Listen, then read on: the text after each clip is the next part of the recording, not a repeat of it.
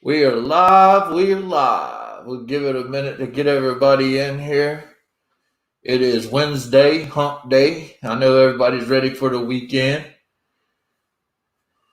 Uh, Vicky's in here. Hey, Vicky, how are you doing tonight? Hope you're doing good. She referred a movie to me, all right. Well, let me introduce you first. For those of you that don't know my next guest, he's Leatherface. He chops people up with a chainsaw. So if you don't know who RA is, you need to go back and watch some more horror movies. Because he was the man that brought out the Saw is the family. That was a big chainsaw in that movie, man. It was I a big. couldn't toting that one. Taylor says, hey. Hey, Taylor. Vicky says, hey. Liz says, hey, guys. Hey, Liz. Everybody watching, share this up. If y'all got any questions for RA, just drop them in the comments. One thing that I was kind of thinking about, I gave an interview the other week, and I got a question where she asked me, what do I think if Leatherface fought Jason?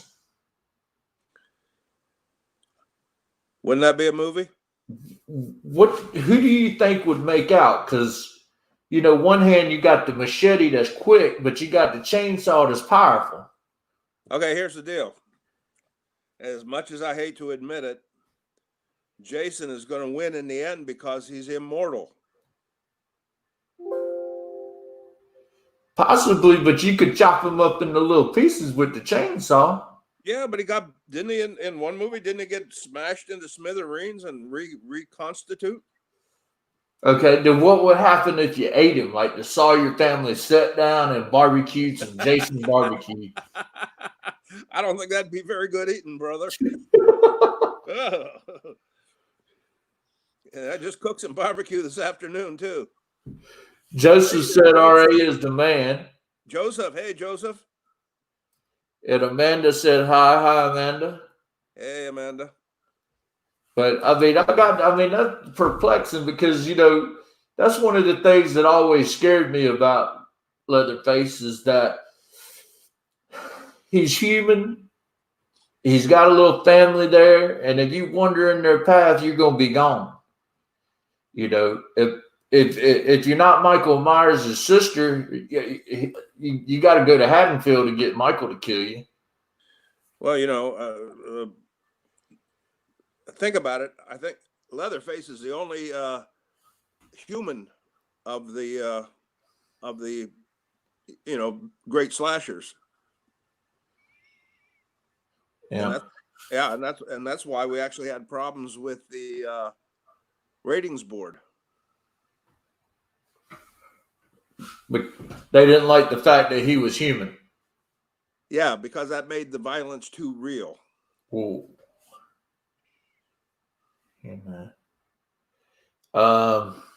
Michael says, tell you Astronomicon loves you.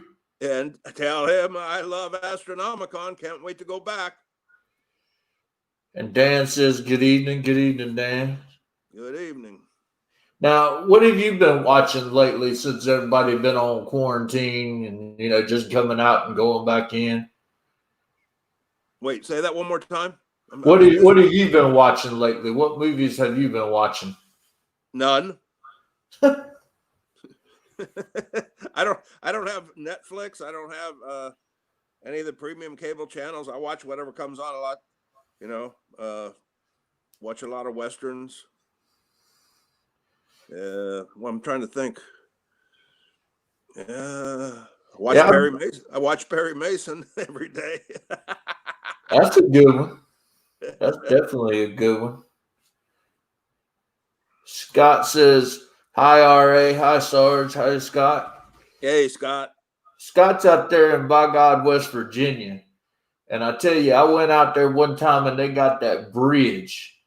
That's like the highest bridge, it seems like, in the whole East Coast. The longest. Yeah, and it felt like I was in an airplane. You look to each side and you just see clouds. It's like, oh, man. Yeah, I've been over that bridge a lot. Yeah. Now, what are some of your favorite horror movies that you enjoy watching, RA? Ah, uh, I think I like Friday the 13th. I like them all, man. I mean, really, seriously. Uh, I can tell you the worst movie I ever saw that's horror. What was that?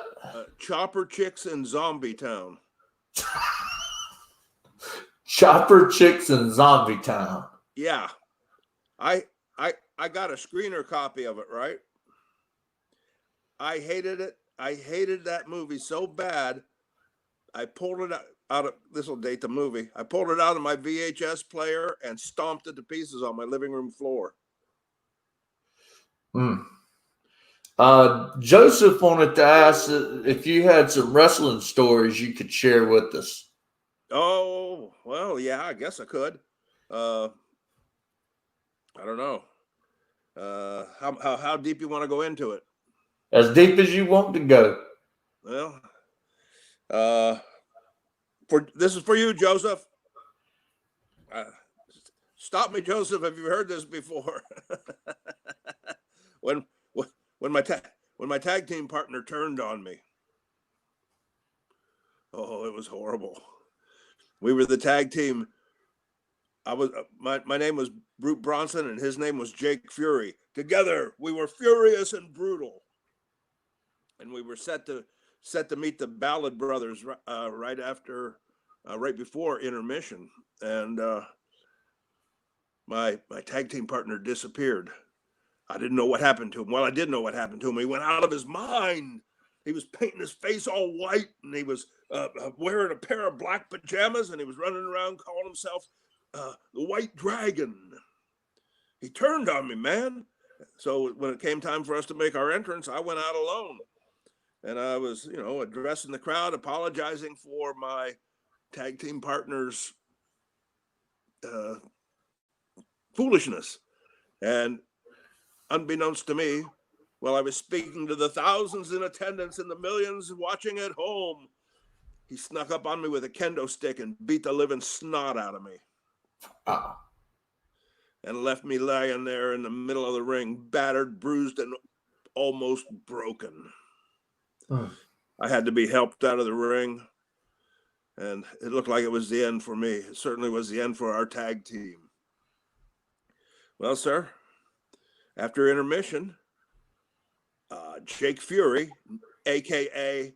White Dragon, entered the ring with 2 kendo sticks, and he issued an open challenge to any AWF superstar that was brave enough to meet him. And no one came. But then our theme music played. He jumped up. He turned around, and it was me with an ace bandage around my ribs. So I went in and I stomped a mud hole in the middle of him, and that was the end of it. Oh, wow. Yeah. I remember that they used to have those scaffolding matches with the Crockett Cup, and you'd had the Rock and Roll Express against Hawk and Animal, the Road Warriors, and they'd throw each other off the scaffold. Oh, yeah, that's hardcore stuff, man. Man, I could not want to do that. Yeah. Vicky says she watched Perry Mason and Columbo. Good for her. And Amanda says, I love Leatherface. As a matter of fact, the sound of a chainsaw scares me so much, I will actually avoid certain haunted attractions if I hear there's people in there chasing you with them. It's an almost foolproof scare. It's something. It's 2 things that I think make a chainsaw makes a really loud noise, and when you a shotgun into dead silence in the woods. Oh yeah. But the chainsaw beats anything, especially when it's dark. Oh yeah. Yeah. But yeah, racking a 12 gauge, that'll do it too. Daniel wants to know, what's your favorite Texas Chainsaw movie? Well, come on, Daniel, you know the answer to that. Uno, dos, tres. And Angela says, hi from your Charlotte Squeeze Angie a few years ago. Hi, Angie. And Tyler said, what's your least favorite movie you've been a part of and favorite? Oh, been part of and favorite. You know, okay. I can tell you, I did a Roger Corman movie called Strip Teaser, and that was pretty brutal. It was the conditions were pretty bad. I actually liked the people I worked with and everything, but it was just it was rough. Movie turned out okay though. That was probably one of the worst filming experiences I ever had. And then favorite in order, in chronological order. Texas Chainsaw 3, because I got to work with a bunch of my friends, and that is exactly what I wanted to do when I moved to Hollywood. I wanted to go to Hollywood and make movies with my friends, and that's exactly what we did. So that was good. That was great. And then Hatchet 2. That was, oh my God, we had so much fun making that movie.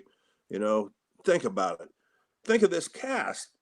Yeah. John Carl Buechler, Tony Todd, Kane Hodder, Mr. Tom Holland, who I call the father of Chucky, Danielle Harris. Who am I missing? It was just jam-packed with people, and we had a lot of fun doing it. And then one of the more then Smothered, written and directed by John Schneider, with me, Kane Hodder. Kane actually brought me in on the picture. Bill Moseley, Don Shanks, and we had Schneider's a great guy, man, and I loved working with him and for him. And Kane and I and Moseley and Shanks, we just had a blast. And Malcolm Denar, Moochie from Christine was in it as well. So that was fun. And then we shot it down in Louisiana. It was a lot of fun. Yep. Mark wants to know, well, Holly Good Frightly says, hi, RA, miss my friend. Tell her I said hi and Nostrovia. I wish I had some vodka. And Mark says, has RA ever gone to the gas station, the one out in Texas? Yes, I have. I've been there a couple times. How is that? It's really cool, man. It's really cool. A guy named Roy Rose bought the gas station, restored it, turned it into a gift shop and a barbecue joint. Wow. And yeah, you know, and then he built some cabins in the back, and you can actually rent the cabins and spend the night there if you want.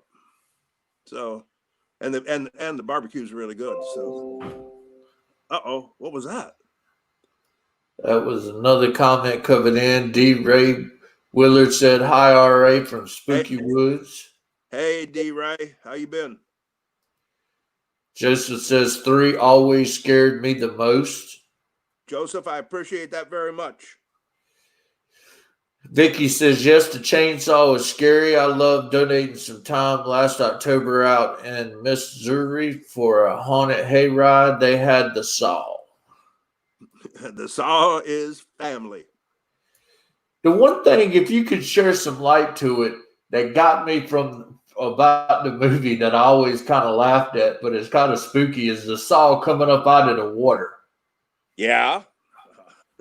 Yeah. What do you want to know?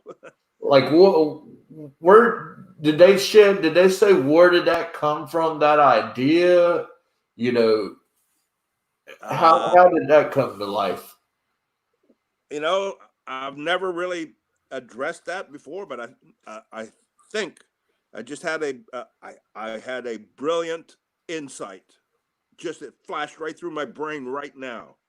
That's what I'm talking about. Go back to the original trailer. What was the original trailer? Do you remember it? The one that I remember is you standing by the water and the saw comes up out of the water. Correct. That was a shot-for-shot remake of the trailer for that movie Excalibur. Ah. Same company did it. And so now think about it. The first image you see of the entire campaign for 3 is the chainsaw coming out of the water. So maybe it was like a bookend that, at the end of the movie, the chainsaw comes back up out of the water. Yeah. I never thought about that before, Sarge. Yeah, it made me think of the Excalibur story, and I was like, it's a different take on it. I prefer, personally, like I love Bill Moseley. I think he's a great actor, but he did a great job in part 2. But I prefer the Texas Chainsaw Massacre franchise as a straight up horror. Yes, I agree with that across the board. I personally do not like a comedy mixed with horror. I think there's a place for comic vignettes in horror movies just to break the tension, but I don't like campy. Yeah. And I think a lot of guys have gotten to where they are using campiness as and especially when independent filmmakers. I know the struggle of an independent filmmaker. You ain't got no money. You don't have top of the line actors. You got to do the best you can. But I think especially now in the indie world, they're relying on campiness to cover the bad acting of the actors that they can find to be in the movies. So, I get it, but they just got it. I think, there's nothing more frightening than just like being out somewhere and the thought that you could wander somewhere and somebody's going to kill you. Exactly. And that's one of the things that I think Millennium didn't get when they tried to do the Leatherface prequel. Platinum Dooms did okay with their remakes. I mean, it was I mean, it made money, which is good in any movie, but it didn't blow me off my feet like 1 and 3 did. Well, back to the terror of being out by yourself somewhere and being attacked. I mean, that happens for real. I mean, there's no it. I saw something a couple months ago, a statistic of how many people end up missing every year, and it was quite a few. Yeah, that's like for me, the realer the threat, the scarier it is. Like, obviously with the Friday the 13th franchise, in my opinion, and Michael Myers Halloween franchise, it just got ridiculous. I think when you take like Henry Portrait of a Serial Killer, that's a brilliant example of something that's just plain scary to me. Well, it is scary. And that was actually very loosely based on serial killers. Yeah, Henry Lee Lucas. Yeah. Christina says, hi, Sergeant Horror. Hi, Christina. Vicky said the first movie that scared me was the original Fog. That's a good one. LaFay says, hello, guys. Hello, LaFay. Hello, LaFay. Chantel says, my fave is the very first one, the beginning with the brothers going to the service and the remake that Rob Zombie did. Leatherface has been a hit in all of them, so kudos to whoever can be that character. Thank you. Much appreciated.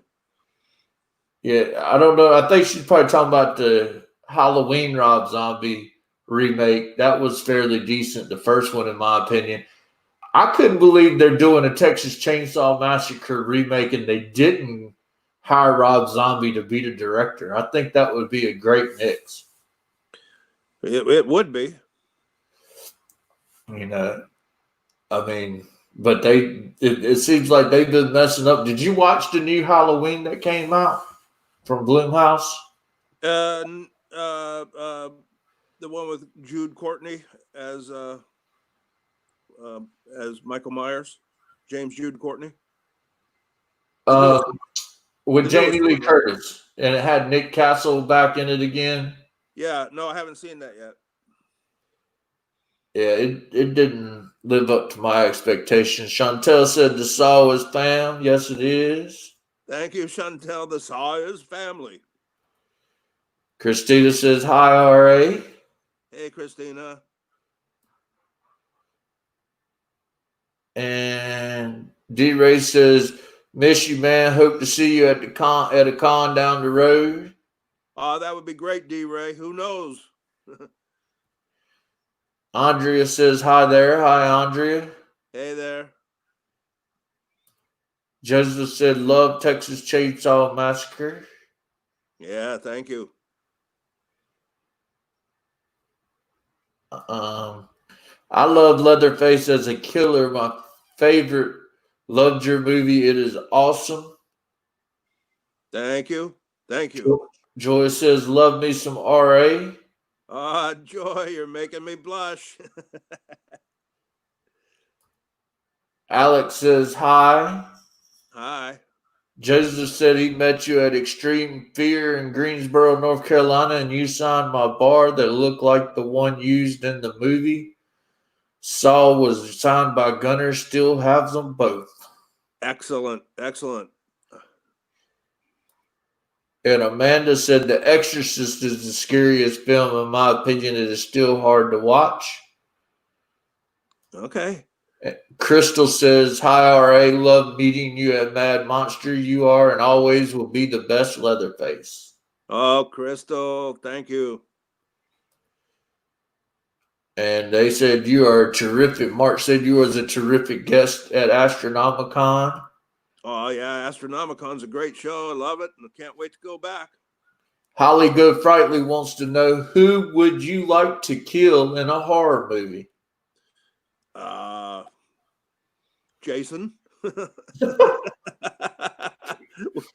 with me playing Leatherface and Kane playing Jason, that would be phenomenal. So you think you could take a Kane Jason? Well, no, I didn't say that. Who I'd like to kill? I'd kill him. I'd kill him and then put the saw on the workbench and go have supper, and he'd probably come in and cut my head off. That's one of the things. Love Halloween.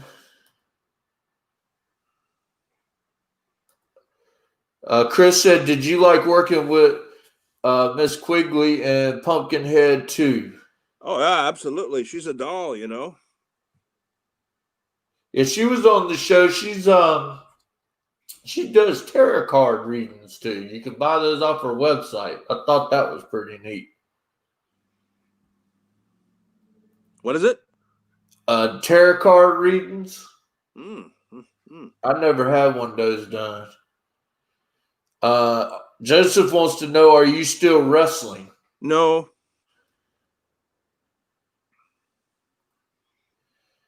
She said Holly said you owe Kane 1 or 2.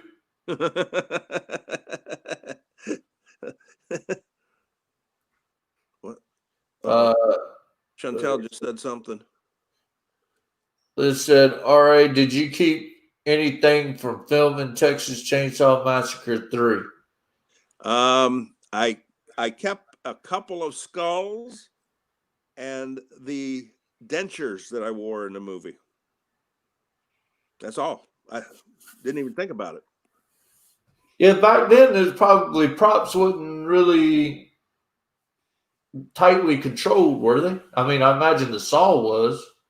Yeah, the Saw was. I just went down to the set one day and nobody was there, so I just borrowed a couple skulls. It would have been cool to get to keep the mask. Yeah, but I didn't even think about it. I thought I was going to wear it again in a year or two. Yeah. And I think after 3, they kind of went wiry with the franchise, and I'm hopeful that they will come out with a good remake of Texas Chainsaw Massacre. But one thing that I hate is that they keep trying to justify why Leatherface is a killer, and why he wears the mask. I could just imagine Leatherface being a normal person like you and take the mask off and could go to Walmart and you wouldn't even realize that Leatherface is in the Walmart with you. And that's an interesting angle, but I think it's almost canon that something has happened to his face. Yeah. You know. Yeah. They said it was a skin condition in one, and then they tried to say, pretty much redneck inbreeding, and then that whole crazy Millennium remake that they did, and I think they did it in Bulgaria. I mean, that ticked me off. Yeah, they shot it in Bulgaria, and it was directed by 2 Frenchmen. Yeah, I mean, I'm all about giving people a shot in horror and being open to new things. But if you go film a Texas Chainsaw Massacre, it just needs to be in Texas. Or at least the United States. Yeah. What's R.A., he said he loved meeting you at Bubba Fest and got to get a group photo with you, Kane, Tyler Maine, and Babyface. that Bubba Fest was a fun show. I really enjoyed that one. You know what? I like every show I do, man. Yeah, Amanda says, take my money. Would love to see Leatherface versus Jason. Oh, yeah. Wouldn't it be something? And that's my thing. I think it would be a good you versus Kane. I think if the studios were smart, they would make that happen, and they would have the backing of the horror community. It would be. I think it would go over very well. Kane and I have the same manager. Her name's Judy Fox, and I asked Judy a couple of years ago. I said, Judy, you got us. You got me and Kane. Can we work toward doing a Jason versus Leatherface movie? And this is before the Victor Miller stuff even came up. And she said the rights are just so convoluted and scattered that it'd be impossible. I mean, the way Bloomhouse did Halloween, they just stepped in there and said, we're ignoring everything except the first Halloween. So they could just do like the comics used to do with the What If comic books and make a What If movie. Well, it's not even a story problem. It's the intellectual property is the problem. Yeah. I mean, right now they can't even make another Friday the 13th. Yeah. So how it'd be impossible to make a Jason versus Leatherface. Even though there's a comic book out, it's just like Judy said, the rights are just too convoluted. Vicky wants to know: have you ever got mad enough to want to do what Leatherface does? How do you get into character?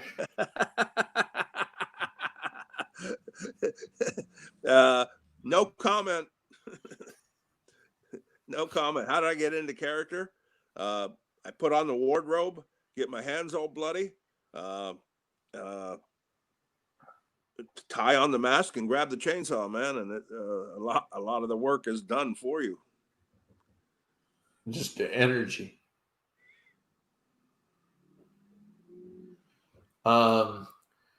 Chris says, "R.A., you would make a great Madman Mars in a remake." Chris, you are brilliant. You are absolutely brilliant, and I would absolutely love to do that. That's been on my mind, actually, to tell you the truth. And Joseph says, I hope someone from Hollywood would make that movie. Which one, Madman Mars or Jason versus Leatherface, or both? Probably Jason. I think what we ought to do, and people frown upon this because the toughest part, and I try to tell people in my live feeds what Hollywood is really like, and the toughest part to making a movie is the money. Yes. And if the horror fans came together and put up the money, everybody put in $10 a piece, and you had a $3, $4, $5, $6 million, we could make a hell of a remake or a horror movie. Absolutely. Yeah, absolutely. One of my favorite sayings is the best script in the world is nothing but a stack of papers until somebody signs a big fat check. Yep. I mean, I've been in situations where, they call me up and they say, hey, we need you to pitch to so-and-so, and we'd go in there and I just pitch because I do half the time, unless somebody's willing to write a check, ain't really nothing going on. And then they're like, oh, I want to do this type of movie. And I'm like, I don't have that kind of script, but I'll write you one. How much your budget is? And just spit them on out for them, reverse engineer that thing. But I really do think, us horror fans, we need to get fed up with the crap that the studios are putting out, raise our own money, get R.A. and Kane and shoot something. That would be fantastic. Lance says Leatherface versus Michael Myers if they go the angle with Michael not being supernatural evil. I thought he was supernatural. And that just got into later on with the whole Thorn cult thing where he was controlled by the cult. Okay. But I just got tired of how they kept killing him and just bringing him back. And I get mad when, like, even in the Leatherface, the Texas Chainsaw movies, when they hurt like Platinum Dunes, they cut Leatherface's arm off, and I'm like, you can't do that. That's just wrong. Well, makes it a little hard to continue the series. Yeah. Andrea says Freddy versus Leatherface. That would be cool as well. Yeah, that would be cool. I much as it pains me, it sticks a knife in my heart to admit, I think Freddy's got the upper hand. I don't know. These supernatural. I mean, if you pull him out of your dream and crank that, the thing with the saw, in my opinion, is hit or miss. If you can get that first good lick in, they're done. You just chop Freddy off in half. I don't know. I mean, it'd be a fun romp, that's for sure. Now, if you were doing a horror icon tag team where it was you as Leatherface, you had Jason on one side with Michael Myers, who would you pick as your tag team partner against Michael versus Michael and Jason as tag team? All right. Okay. Who's my tag team partner? Yeah, who would you pick? No. Oh, who would I pick? Who are we fighting? Jason and Michael Myers. Okay. Jason and Michael Myers. Oh boy. Sergeant Horror? I've never thought of that. Give me a minute here. I'll fight with you if you want me to. Who? Me and you. We'll take on Jason and Michael. How much do you weigh? I'm a big old boy. I'm 6'2". I'll go in there. Put some of that Marine Corps combat on them. Are you a member? Are you a member of the Mutant Club? Sometimes. You know, I am the founder, president, and CEO of the Mutant Club. What are the criteria for the joining? You must be over 6 foot tall and weigh over 250 pounds. I got you. You know.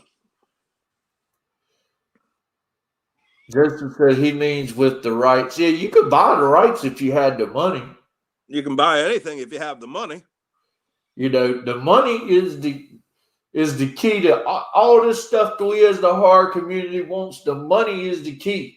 Because you can hire anybody in Hollywood. You can hire any director, any writer, any actor. If you got a a good solid payday, especially this day and age. Yeah.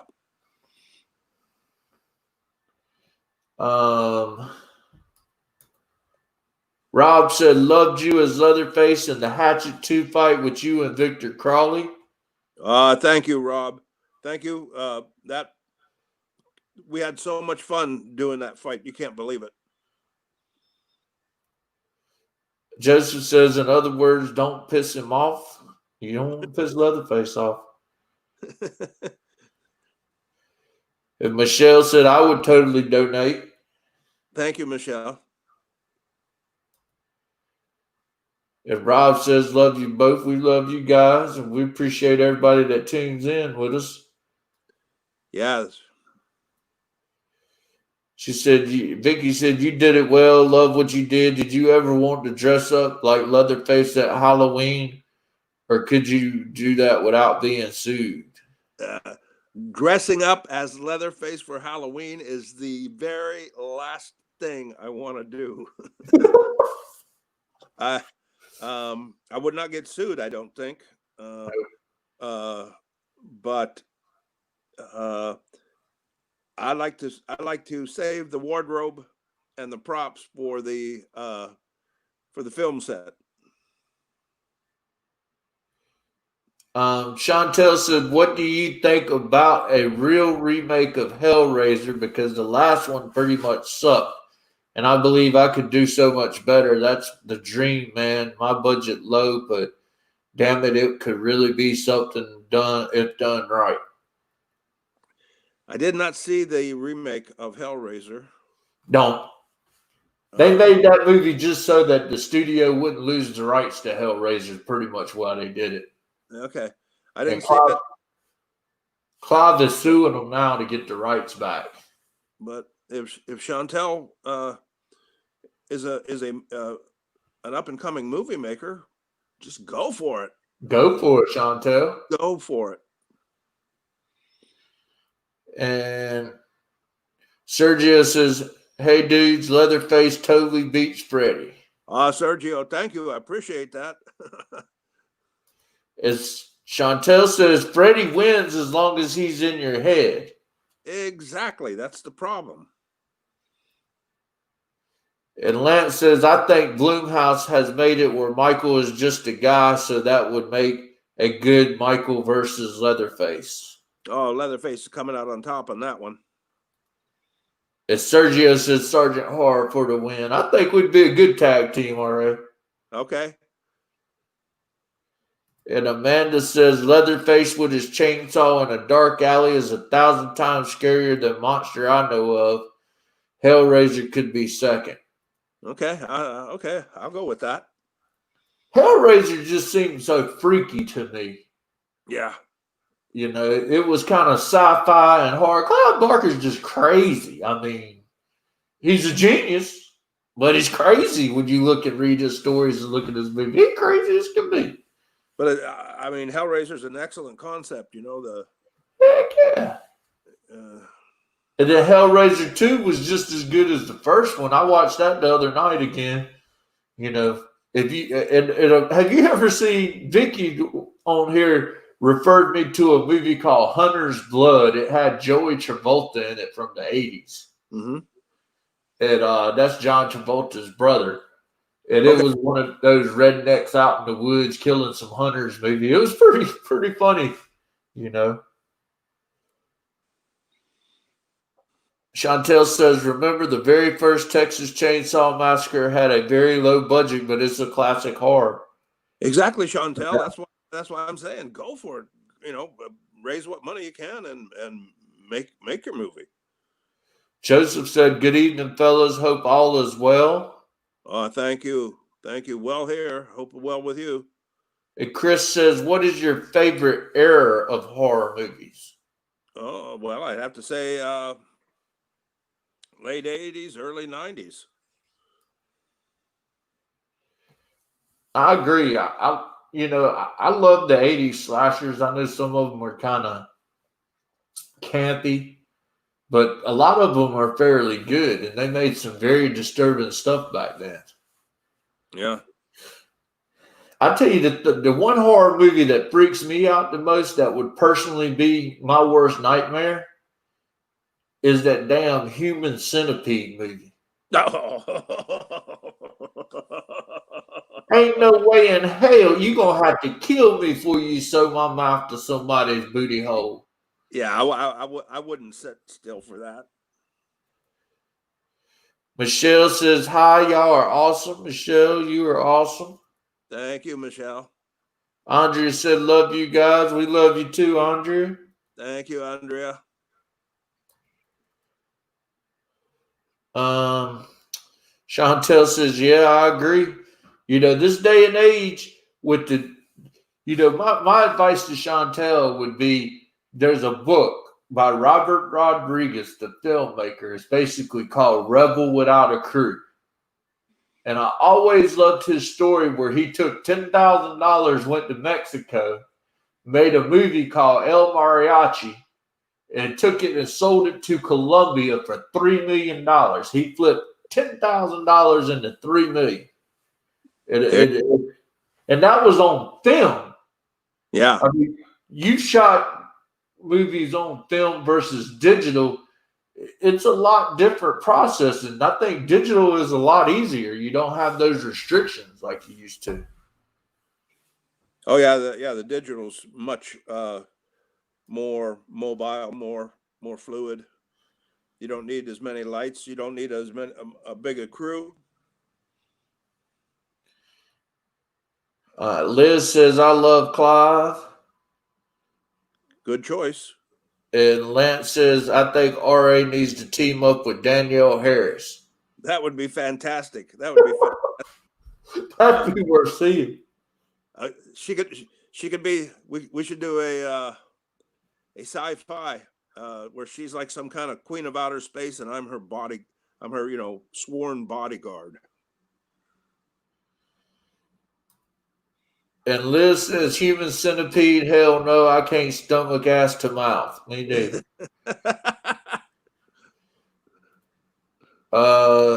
Vicky says another fave is Day of the Dead, the uncut version.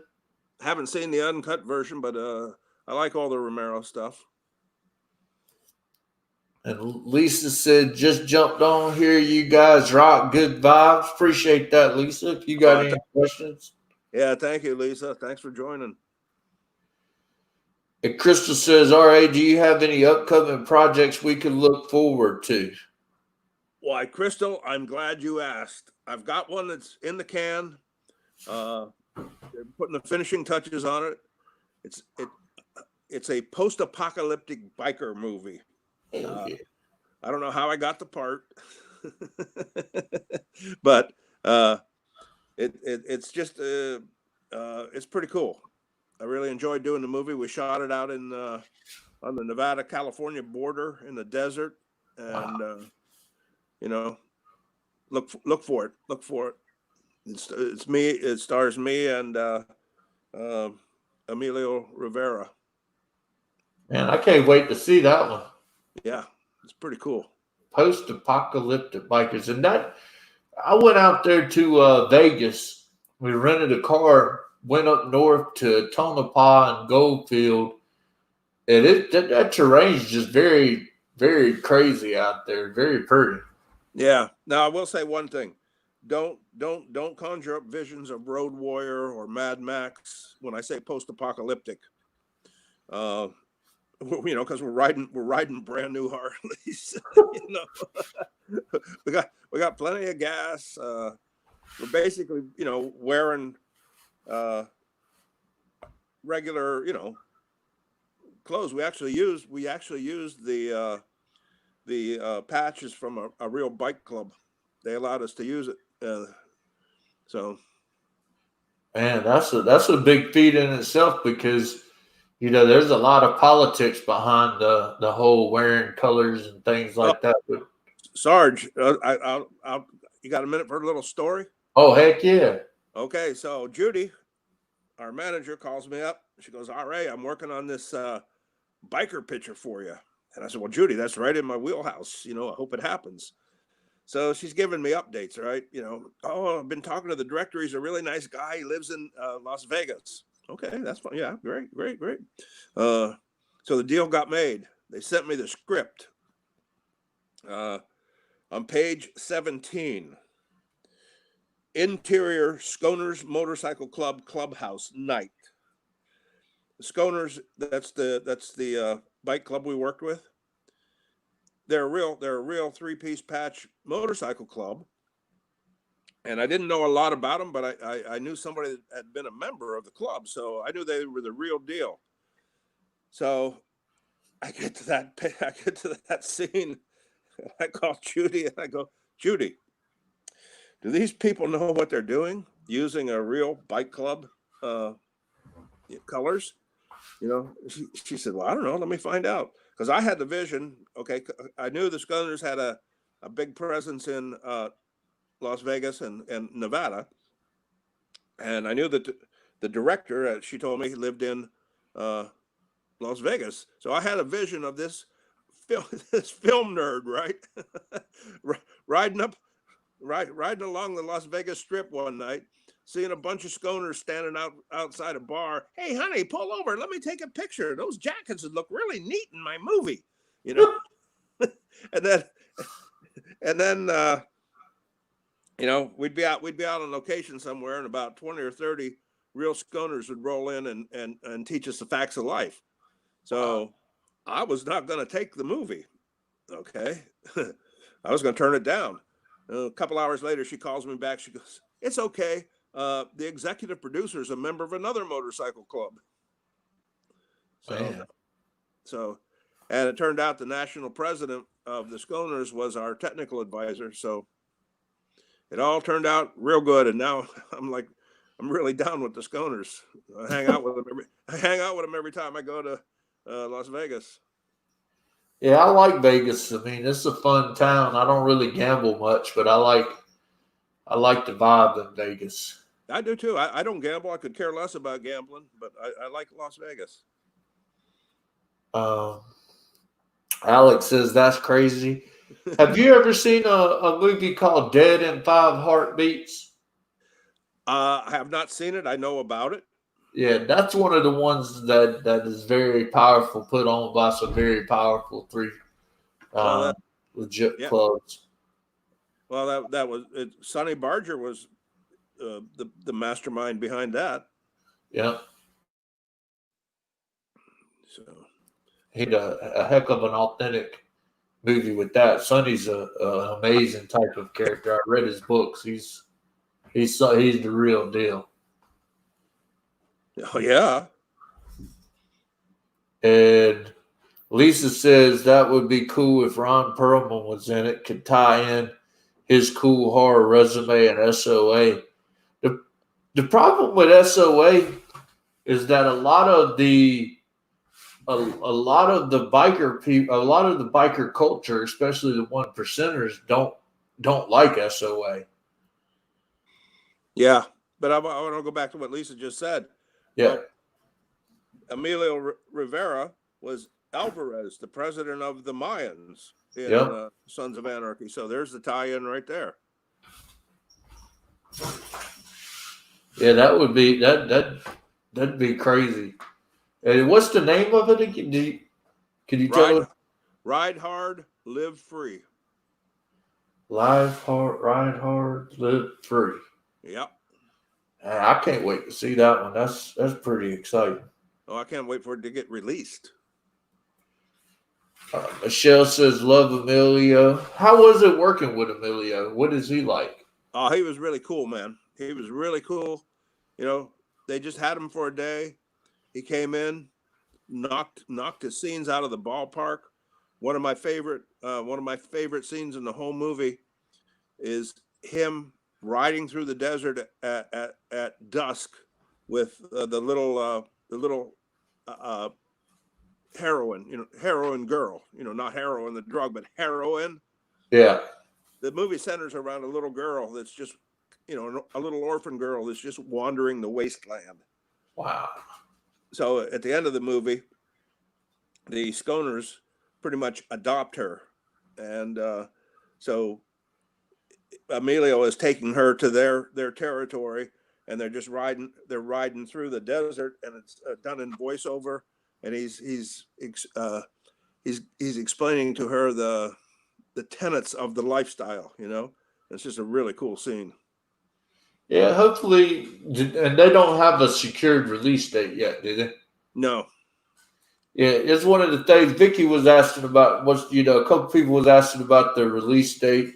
When a filmmaker sells his movie to a distributor, the distributor has complete control over when it's going to get released. Sergeant, I cannot answer that because I've never been in that room. Oh yeah, it's a pain in the butt.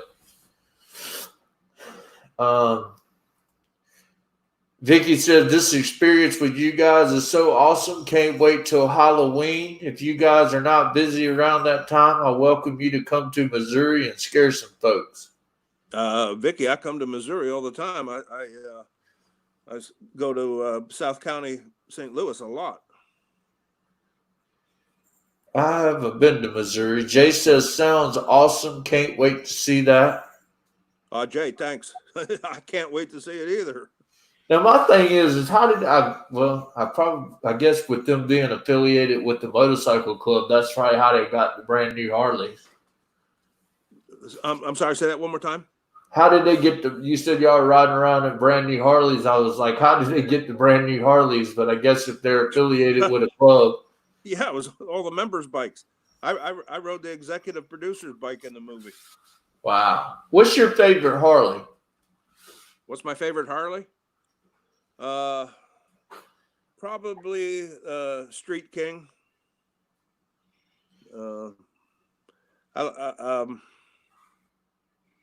That's probably my favorite.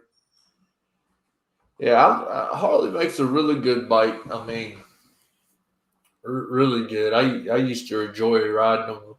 Still do occasionally. After this one, do you have any type of appearances or anything lined up, or they haven't quite opened anything back?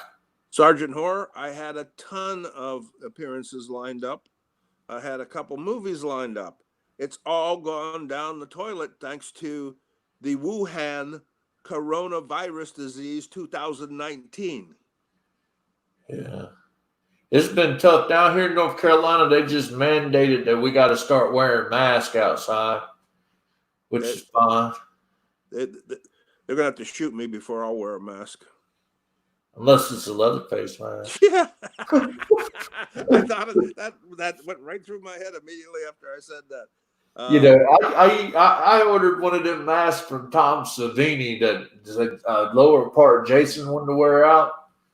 Yeah. But they got so many of them daggone orders. It's taking them like 20 million weeks to get that thing to me.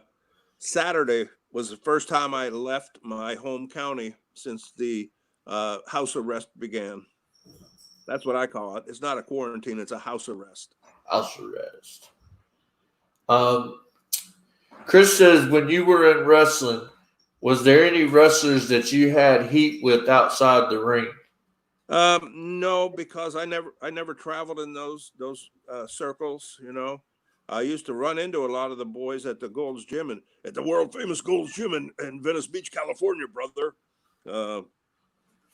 Remember Brian Knobs there. Remember seeing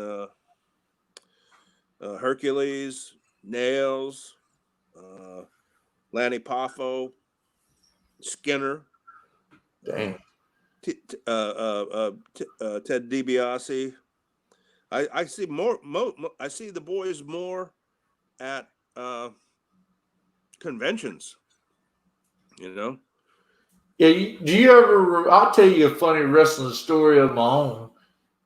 Do you ever remember Tully Blanchard? I know his name, but I'm not real familiar with him as a wrestler. He was part of the Four Horsemen with Ric Flair and Arn Anderson. And Lex Luger back then, and the NWA under the Jim Crockett ownership. And years later, let me fast forward. Me and my friend Sean, we used to jump on the trampoline in the backyard and wrestle each other, and drop kick each other off the trampoline. and his daddy was a minister. Tully And Blanchard's daddy? my buddy Sean's daddy was. And what had happened was he called us and he said, Sean was like, "You will go to church with me this Sunday and eat dinner at the house." And I was like, "Why?" He's like, "Tully Blanchard is coming to preach." I was like, "Holy moly, Tully Blanchard, the wrestler?" They're like, "Yeah, he got religion and he became a minister." So we did, and back then, the visiting preacher always ate lunch at the pastor's home. So we went out there and we were eating, and we were young. We kept messing with Tully, and he's like, we told him we wrestled on the trampoline, and he said, "I'll come out there and wrestle with you." So we wrestled Tully Blanchard on the trampoline in the backyard that Sunday. With Tully Blanchard. Yep. He put me in the figure 4 leg lock, and that thing hurt like old me with Jesus. I tried to roll over like Ric Flair used to do and reverse it, but they won't know reversing that one. No, he turned it into a shoot. Yep. And that's one of the things with wrestling is, like, some people, some of it's showmanship, but it's a physical sport, What, wrestling or wrestling? Yeah.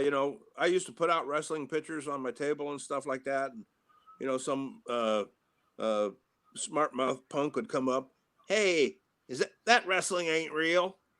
And I'd go, "Listen, kid, if I grab you by the neck and slam you through the table, is that real?" And they'd go, "Yeah." I said, "Okay, if I tell you I'm going to grab you by the neck and slam you through the table, is that real?" Mind blown. Yeah, it's a craziness. Vicky said, "Who's going to make the movie for 2020?" What movie? It's going to be a heck of a movie. I mean, I just got a call today, and they told me, they said, "Check the news. There's a Sierra dust storm coming called Godzilla Dust Storm hitting North Carolina this weekend." And I'm like, "Y'all got to be playing." And then I'm like, "Nope, it's 2020. Ain't no telling what's going to happen." Yeah. We're only halfway through. Yep. I mean, if somebody called me and said, "Hey, Sergeant Hard, there's going to be there's an alien invasion going on right now," I'd believe them at this point. I would just believe them. Yeah. Alex wants to know, is there a page or something we could check for release dates and upcoming projects and appearances for you, RA? Sadly, no. I had a website under construction, and the dear friend who was doing it for me passed away, and I never finished it. And Vicky says, "It's been a pleasure talking to you guys. Please stay safe. Take care. Peace and love to you. Peace and love to you too, Vicky." And peace and love and all good things. And Liz makes a good point. She says, "If we make it through 2020, we can make it through anything." Damn straight. And we will make it. We'll make it. Yeah, we're a very persevering nation.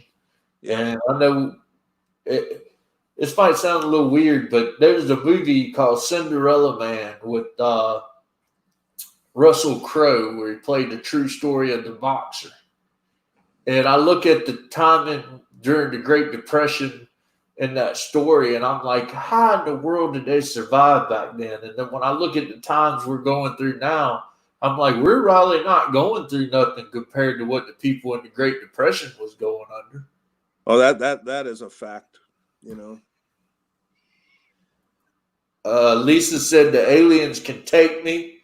This 2020 is a bust, waiting for the Sierra dust storm now and the murder hornets." Yeah. Could happen. It could. Jesse says, love both of you guys. Y'all are awesome and keep being y'all. Thank you, Jesse. We appreciate that. Skylar says, can't wait to see RA in North Carolina in October. I'm hoping and praying it happens. Yeah. Michelle, thanks you guys so much for doing this. Well, we appreciate y'all doing what y'all do.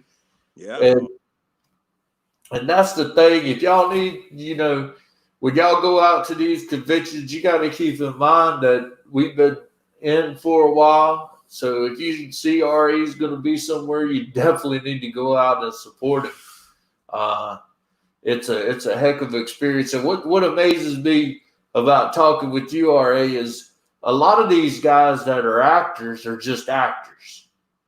And talking with you, you're one of us. You're a true horror nerd. You truly love horror movies. And that just made my day to find out that Leatherface actually freaking likes horror movies. Oh, yeah. Yeah, Sergeant Horror. I've been a lifelong horror movie fan, since I can remember. And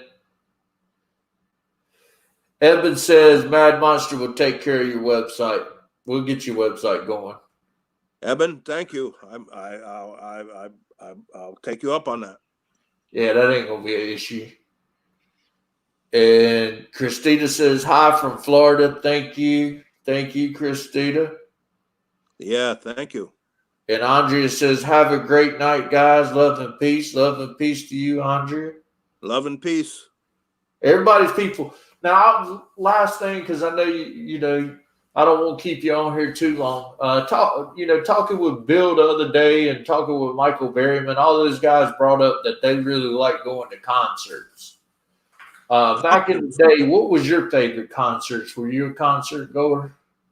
Truthfully, no. No. When I was much younger, I went to them. I saw the Grateful Dead when Pigpen was still alive. Wow. Yeah, I saw them in Mountain View, California. They were amazing. Mm-hmm. I saw Canned Heat play in a bar one night. Wow. Yeah, that was pretty cool. I used to go. I used to go to a toy run in Florida. The last time I went, Dee Schneider was the featured entertainer, and I actually got to go up on stage while he was performing, and that was very, very cool. Oh, Twisted Sisters. Yeah, I like Dee Schneider. Yeah, he's great. Well, we appreciate you coming on. Do you got any last words for us you want to throw out there, RA? Hey, we're all a bit battered and beaten, but we're not beaten up. We'll bounce back, be bigger, better, stronger than ever. That's good. We're gonna get together. Like I said, I'll get me and Evan to get with you later on and take care of Mad Monster, take care of your site. So all you fans asking about stuff that you want from RA, let us know. Keep on our page, and we'll post updates on RA's new site that's going to be coming out, and we'll definitely get that out there for you. And we appreciate you coming on and taking part of your time. It's very exciting with Texas Chainsaw Massacre being one of my favorite movies and Leatherface being my favorite killer. I really appreciate you coming on with us, and you're welcome at Mad Monster anytime you want to come on live with us and talk some horror. Sergeant Horror, that sounds good to me, and I really appreciate you inviting me on the show. Well, y'all guys take care. You stay safe, RA, and everybody have a good night. Leatherface, RA, and Mad Monster, Sergeant Horror, we're out of here. You guys take care until next time. Good night, everybody. Thanks for listening.